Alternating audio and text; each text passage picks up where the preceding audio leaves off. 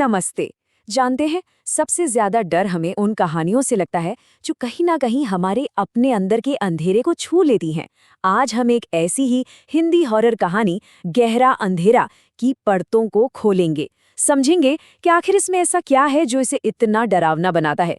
तो चलिए तैयार हो जाइए इस कहानी के अंधेरे में हमारे साथ उतरने के लिए। और कहानी की शुरुआत ही इस एक लाइन से होती है। सोचिए जरा, ये लाइन आपको सीधा कहानी के खौफ के बीचों बीच फेंक देती है। अंधेरे से आती है आवाज, आखिर है किसकी? बस यही एक सवाल है जो पूरी कहानी में एक डरावने धागे की तरह बुना हुआ है। तो कहानी हमें मिलवाती है अपने मेन कैरेक्टर निखिल से।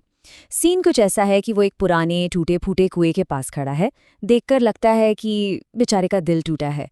पहली नज़र में तो सब कुछ एक टिपिकल लव स्टोरी जैसा लगता है ना, लेकिन ये कुआं, ये कोई आम कुआं नहीं है।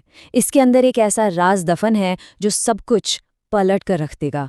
यहाँ पर निखिल मौत की धमकी को एक हथियार बना लेता है। वो रिया को इमोशनली ब्लैकमेल कर रहा है। और यहीं हमें उसके कैरेक्टर की एक बहुत ही खतरनाक झलक मिलती है कि इस आदमी को ना सुनना बिल्कुल बर्दाश्त नहीं। तो कहानी की शुरुआत में ही ये सवाल खड़ा हो जाता है, निखिल जो कर रहा है, क्या वो सच में प्यार है, एक जुनून है, या फिर ये सिर्फ अपनी जिद पूरी करवाने का एक खतरनाक खेल है? तो होता यह है कि लिया मान जाती है। निखिल को लगता है चलो जान बची, लेकिन उसकी ये राहत बस कुछ पलों की ही थी। अचानक उसी कुएं से एक अजीब, एक बहुत ही डरावनी आवाज आती है। हाँ, बिल्कुल वही आवाज जो हमने कहानी के एकदम शुरू में सुनी थी। निखिल का जो मौत का झूठा ड्रामा था ना, अब वो एक असली खौफ से टकराता है। उसका सामना एक असली सुपरनैचुरल ताकत से हो रहा है। खेल खत्म और असल डर शुरू। अब निखिल की हिम्मत तो नहीं होती, पर वो डरते डरते कुएं में झांकता है और उसे जो दिखता है, एक साया धीरे धीरे ऊपर आ रहा है। और जरा इसकी डिटेल्स पर ध्यान दीजिए।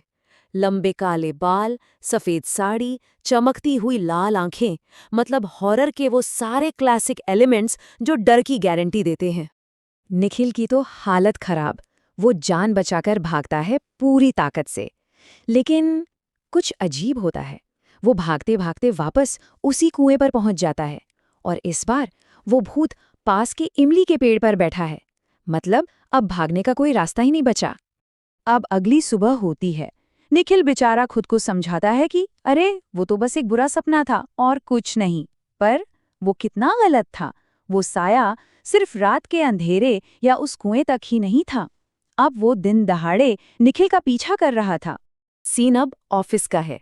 निखिल मजाक मजाक में रिया से कहता है आई लव यू बोलो, लेकिन रिया उसके कान में जो फुसफुसाती है, उसे सुनकर निखिल के होश उड़ जाते हैं। वो भूत वाले डरावने शब्द, और बस एक पल के लिए उसे रिया का चेहरा उस भूत जैसा दिखने लगता है। और देखिए कैसे सिर्फ एक हफ्ते में निखिल की पूरी दुनिया पलट जाती है। पहले दिन वो कुएं वाला हादसा, दूसरे दिन ऑफिस में रिया का वो रूप, चौथे दिन तक वो सबसे कटने लगता है, उसकी तबीयत बिगड़ने लगती है, और 7वें दिन तक हालत यह है कि वो नींद के लिए तरस रहा है, बस अपने ही ख्यालों में गुम। मतलब वो साया उसे मानसिक और शारीरिक दोनों तरह से तोड़ रहा था। अब उसके माँ बाप परेशान होकर छिपकर एक तांत्रिक के पास जाते हैं, और तांत्रिक जो कहता है वो सुनकर उनके पैरों तले जमीन खिसक जाती है। वो साफ साफ कह देता है आपने बहुत देर कर दी। बस इस एक लाइन से निखिल की किस्मत तय हो जाती है। और ठीक यहीं से कहानी में आता है एक जबरदस्त ट्विस्ट। अब तक हमें लग रहा था कि ये एक भूत प्रेत की कहानी है, लेकिन अब सवाल बदल जाता है।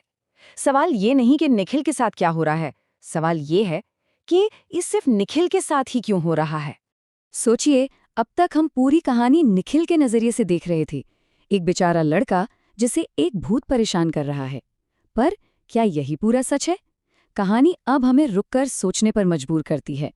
क्या निखिल सच में उतना ही भोला है जितना वो दिखने की कोशिश कर रहा है? और फिर आता है वो फ्लैशबैक जो सब कुछ साफ कर देता है।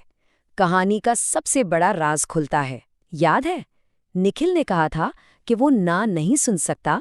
वो बात सच थी, लेकिन रिया वो पहली लड़की नहीं थी। उससे कुछ दिन पहले नेहा नाम की एक और लड़की ने उसे मना किया था, और निखिल ने गुस्से में नेहा को उसी कुएं में धक्का दे दिया था। तो अब पूरी तस्वीर बदल गई है। ये जो हो रहा है ये कोई रैंडम हॉरर नहीं है, ये तो बदला है, सीधा और पर्सनल। वो भूत कोई अनजान साया नहीं, बल्कि नेहा की आत्मा है जो अपना इंसाफ लेने आई है।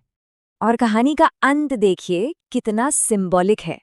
नेहा के वो लंबे काले बाल जो अब तक निखिल के डर का कारण थे, वही बाल अब एक फंदे की तरह उसकी गर्दन पे लिपटे हुए हैं। मतलब डर का जो जरिया था वही अब इंसाफ का हथियार बन गया। अपराधी को उसके गुनाह की सजा उसी के डर से मिल रही है। अब बात करते हैं कहानी के टाइटल की, गहरा अंधेरा। इसके दो मतलब निकलते हैं। पहला मतलब तो साफ है, कुएं का अंधेरा जहां नेहा की मौत हुई। लेकिन इसका एक और ज्यादा गहरा मतलब है। ये वो अंधेरा है जो निखिल के मन में था, उसके गुनाह का, उसकी नफरत का अंधेरा। और वो अंधेरा किसी भी कुएं से कई ज्यादा गहरा था। तो आखिर में कहानी हमें एक सवाल के साथ छोड़ जाती है कि असली गहरा अंधेरा कहाँ था, उस कुएं में या फिर निखिल के दिल और दिमाग में। शायद सबसे ज्यादा डरने वाली बात कोई भूत प्रेत नहीं, बल्कि वो अंधेरा है जिसे इंसान अपने अंदर पाल लेता है।